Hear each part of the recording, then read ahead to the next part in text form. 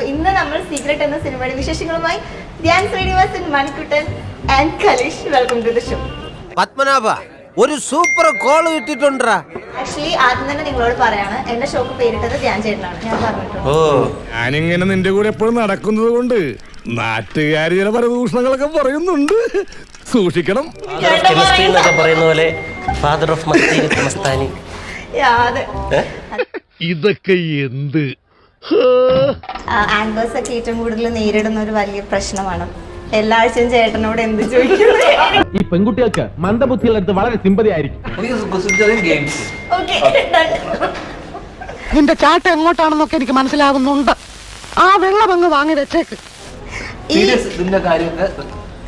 ഏറ്റവും കൂടുതൽ സംസാരിക്കുന്ന കലേഷാണ്, ഞാൻ കേട്ടായിരുന്നു. നീ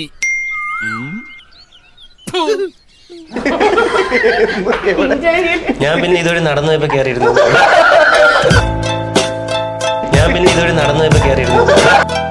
അപ്പം സീക്രട്ട് ആണ് ഏറ്റവും പുതിയ വിശേഷം. നിങ്ങൾ ആർക്കാ ഏറ്റവും കൂടുതൽ സീക്രട്സ് ഉള്ളത്? എനിക്കൊന്നുമില്ലെന്നറിയാം.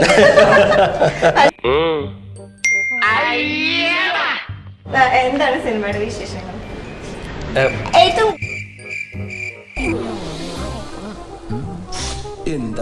ഈ MS-370 ഫ്ലൈറ്റ് ആണോ? എന്താ MS-370 ഫ്ലൈറ്റ് ആണോ? ജാങ്കോ, നീ അറിഞ്ഞ ഞാൻ പെട്ടു. ഫ്ലൈറ്റ് ആണ്. ഓക്കെ. MS-370 ഏത് ഫ്ലൈറ്റാ? മഹാരാഷ്ട്ര.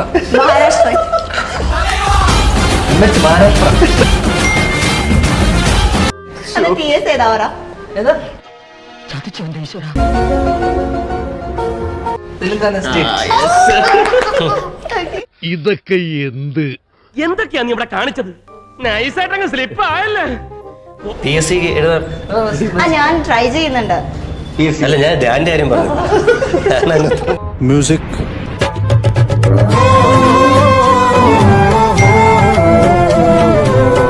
അല്ല, ഞാൻ ധ്യാന്റെ കാര്യം പറഞ്ഞു. അപമാനിച്ചേ ഞാൻ പോയിക്കോട്ടെ.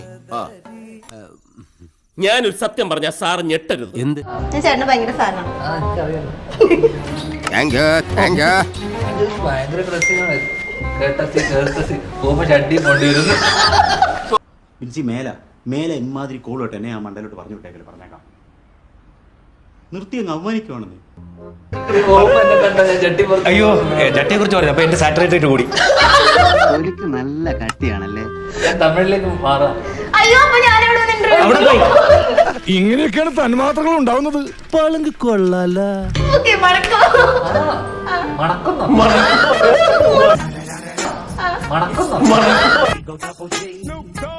മണക്കം മിസ്റ്റർ മസ്താനി.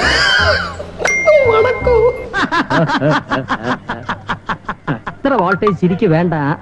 ഞാൻ ഒരു പിക്ക് കാണിച്ചു തരാം. ആർക്കായിരിക്കും ആ പണി ഊഹിക്കാമോ? ധ്യാനല്ലേ നീ ഒന്ന്? എന്റെ തല രക്ഷിക്കാൻ ഒരു മാർഗമില്ലേ? ഒരു ട്വിസ്റ്റ് ഉണ്ട്. അപ്പൊ ധ്യാൻ ഇത് എന്റെ ഒരു ചില സമയത്ത് ഞാൻ ഇതൊരു മാതിരി തറ പരിപാടിയായി പോയി. എന്റെ ഹോബിയാണ്. ഇതാണ് അല്ല, പിക്കിന്റെ അപ്പൊ കഴിഞ്ഞില്ലേ, പോയില്ലേ? ഞാൻ കളിച്ചത് മതിയായില്ലേ? പുതിയ അടവാണോ? ഇഗ്വാനെ വെച്ചൊരു ഫോട്ടോഷൂട്ട് എടുക്കാൻ പോയതാ. അവിടെ ചെന്ന് ഇഗ്വാനയുടെ കൂടെ തുറന്നപ്പോഴത്തേനും നോക്കിയപ്പോ പാമ്പ്. നിന്റെ കുഞ്ഞുണ്ണിക്കളിന്ന് തീർത്ത് തരട ഗോവിന്ദ പട്ടി.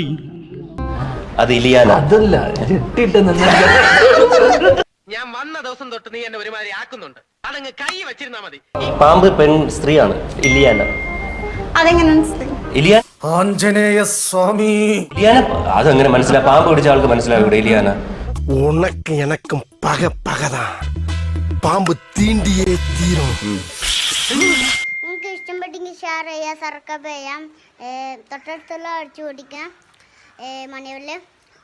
മണിവില്ലോടെ അടിച്ചു ഓടിക്കാം.